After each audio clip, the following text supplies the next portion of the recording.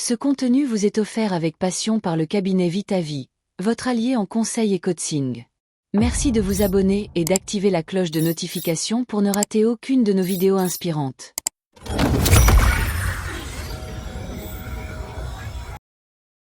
Je suis l'aigle. D'aussi loin que je me souvienne, j'ai toujours volé plus haut que les nuages et vu plus loin que l'horizon. Mes yeux peuvent distinguer la moindre feuille frémir à plusieurs kilomètres. Je vois ce que d'autres ignorent. Mais avant de plonger pour saisir une proie, je prends toujours le temps d'observer. Je scrute la direction du vent, la force des courants, la distance à parcourir. Car savoir ce que je peux faire, et ce que je ne peux pas faire, est ce qui me permet de survivre. Vous, les humains, vous êtes parfois prisonniers d'une illusion. Croire que vous pouvez tout, ou au contraire que vous ne pouvez rien. Les deux sont dangereux. Moi, l'aigle, je connais mes forces, mes ailes puissantes qui me portent vers le ciel, ma vue perçante qui me guide. Mais je connais aussi mes limites, le poids que je peux soulever, les tempêtes que je ne peux traverser. Ce savoir n'est pas une faiblesse, c'est ma sagesse. Si je tente de porter plus lourd que mes cernes le permettent, je chute. Si je vole en plein orage, je me brise. Alors, hommes et femmes, je vous le dis, prenez de la hauteur sur votre vie. Voyez vos forces comme vos ailes, vos faiblesses comme les vents contraires que vous devez contourner. Faites ce bilan avec honnêteté, sans peur ni orgueil. Car celui qui connaît ses forces et ses faiblesses peut toujours atteindre sa destination. Connaître ses forces et ses limites, voilà la clé pour voler haut. Mais parfois, il faut aussi apprendre à s'accepter tel qu'on est. Grand baobab d'Afrique, toi qui portes tes cicatrices comme des médailles, rappelle-leur que la vraie grandeur, c'est d'assumer sa différence. Oui, humain, la fierté de soi commence par l'acceptation de ses propres racines. Je suis le baobab, l'arbre aux racines profondes et à la couronne large comme un ciel d'été. Depuis des siècles, j'observe les saisons passées et les générations grandir à mon ombre. Je ne suis pas comme les autres arbres, mon tronc est large, parfois tordu, ma peau porte les cicatrices du temps, et mes branches semblent tendues vers le ciel comme des bras qui prient. Certains me trouvent étrange, d'autres m'admirent. Mais moi, je suis simplement moi. Je n'essaie pas de ressembler au manguier, ni d'imiter la finesse du palmier. Car ma force est dans ma différence. Mes blessures racontent des histoires, la foudre qui m'a frappé un été de colère, les enfants qui ont gravé leur prénom dans mon écorce, la sécheresse que j'ai affrontée en silence. Chaque marque est une preuve que j'ai vécue. Et malgré mes aspérités, j'offre de l'ombre aux voyageurs, de la nourriture aux oiseaux, de l'eau à ceux qui savent puiser en moi. Vous, les humains, perdez parfois votre temps à vous comparer. Vous voudriez lisser vos imperfections, cacher vos cicatrices, ressembler à une image que d'autres ont inventée. Mais sachez-le, vos marques sont vos médailles. Elles racontent que vous avez traversé, résisté, grandi. Acceptez-vous, non comme un modèle à corriger, mais comme une œuvre déjà pleine de sens.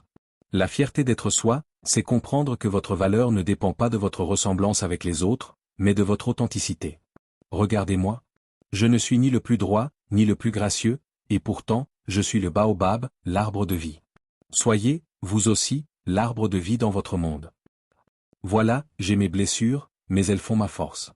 Et pourtant, un arbre seul ne suffit pas. Il faut aussi savoir vivre en lien avec les autres. Dauphin, toi qui connais le langage du cœur, montre-leur que l'intelligence des émotions est une autre racine de la vie. Écoutez, humains, vos émotions sont vos vagues, apprenez à surfer dessus au lieu de les fuir. Dans les profondeurs bleues où je vis, la force ne réside pas dans les dents ou la vitesse, mais dans le lien qui nous unit. Avec mes semblables, je parle sans mots. Un regard, un geste, un son, et nous savons ce que l'autre ressent. Quand l'un de nous est blessé, nous restons à ses côtés, parfois des heures, jusqu'à ce qu'il reprenne des forces. Parfois, nous aidons même des créatures qui ne sont pas de notre espèce, simplement parce que nous sentons leur détresse. C'est cela, ma force, sentir les émotions autour de moi, les comprendre, et y répondre avec justesse. Vous, les humains, croyez souvent que l'intelligence se mesure à ce que l'on sait. Mais l'intelligence qui change une vie, c'est celle du cœur. Savoir écouter sans interrompre, comprendre sans juger, répondre sans blesser. L'intelligence émotionnelle commence par vous-même. Reconnaître vos émotions, la colère, la joie, la peur, la tristesse comme des messagères qui veulent vous dire quelque chose. Si vous les étouffez, elles reviendront plus fortes. Si vous les écoutez, elles deviendront vos alliés. Ensuite, elles s'étendent aux autres. Voyez derrière les mots, écoutez derrière le ton, ressentez derrière le silence.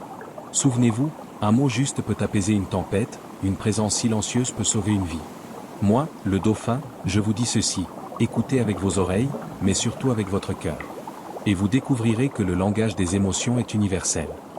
L'intelligence émotionnelle, c'est se transformer à l'intérieur pour mieux vivre ensemble. Et cette transformation, qui mieux que le papillon peut vous la montrer? Mon cher papillon, rappelle-leur que l'acceptation d'aujourd'hui ouvre les ailes de demain. Merci, Dauphin. Oui, cher humain, chaque étape, même vos lenteurs préparent votre envol. Je suis le papillon. Pourtant, je ne suis pas né avec des ailes. J'ai d'abord été une petite chenille, rampante, limitée à ce qui se trouvait juste devant moi. Beaucoup me voyaient comme faible, lente, insignifiante. Mais je savais, au fond de moi, que ma forme du moment n'était pas ma destinée finale. Puis vint le temps du cocon. Une étape silencieuse, immobile, presque invisible. Certains pensaient que j'étais endormi, voire fini. Mais à l'intérieur, une transformation profonde s'opérait. Cette transformation n'aurait pas été possible si je n'avais pas accepté ma condition de chenille. Je ne l'ai pas combattue. Je l'ai vécue pleinement, en prenant le temps de me nourrir, de grandir, de me préparer. Un matin, mes ailes sont nées. Elles étaient fragiles, encore humides, mais elles portaient déjà les couleurs de ma vérité. Alors j'ai pris mon envol, légère et libre. Vous, les humains, êtes parfois pressés de changer, de devenir autre chose avant même d'avoir accepté qui vous êtes aujourd'hui. Mais sachez-le, la plus belle transformation naît de l'acceptation. Acceptez vos limites actuelles, acceptez vos saisons de lenteur, acceptez vos cocons de silence. Car c'est dans cette paix que naissent les ailes. Moi, le papillon, je vous dis, ne fuyez pas l'étape où vous êtes. C'est elle qui vous donnera la force et les couleurs de votre envol.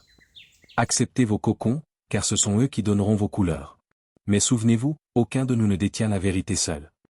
Nos voix sont différentes, mais notre message est unique. Connais-toi, accepte-toi, relis-toi, transforme-toi, et deviens la meilleure version de toi-même. Pour aller plus loin et mieux nous découvrir, merci de contacter le cabinet Vitavie via les réseaux sociaux ou directement par WhatsApp aux numéros affichés.